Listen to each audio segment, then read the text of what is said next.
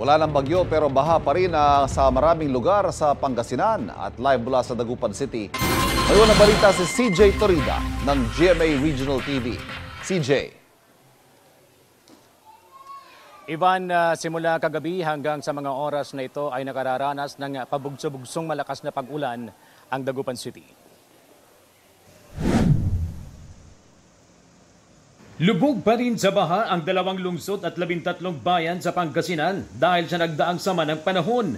Kabilang dito ang Dagupan City, Urdaneta City, Lingayen, Mangatarem, Calasiao, Santa Barbara, Aguilar, Bautista, Binmalay, Orbistondo, Bani, Malasiki, Agno, Binalonan at San Fabian. Sa ngayon, naka-red alert status pa rin tayo dahil nga may mga flooded area pa. At the same time, yung sa Western Pangasinan, nabinayin ng Bagyong Emong. Sa bahagi ng Maluwid Road sa Dagupan, hanggang Binti pa rin ang baha. Pahirapan sa biyahe ang mga sasakyan. Ang ilang residenteng walang masakyan napilitang lumusong sa baha. Binabaha pa rin ang ilang bahay. Kahit baha, may mga nagtitinda pa rin sa talipapa.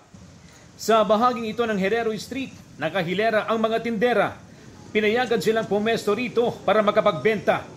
Galing sila sa binabahang kalsada malapit sa Malimgas Public Market. Hindi na pupunta doon, dito na lang namamalengke.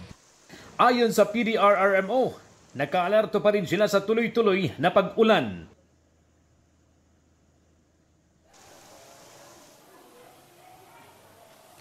Ivan, update lang tayo sa flooded areas sa Pangasinan as of 5 a.m. Mula sa 15 lugar, 14 na lang ang binabaha ngayon ayon sa PDRRMO. Samantala, nandito tayo ngayon sa isang evacuation center sa Dagupan City.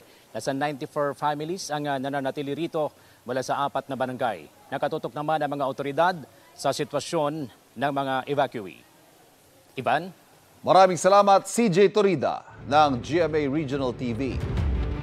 Kapuso, huwag magpapahuli sa latest news and updates. Mag-iuna ka sa balita at mag-subscribe sa YouTube channel ng GMA Integrated News.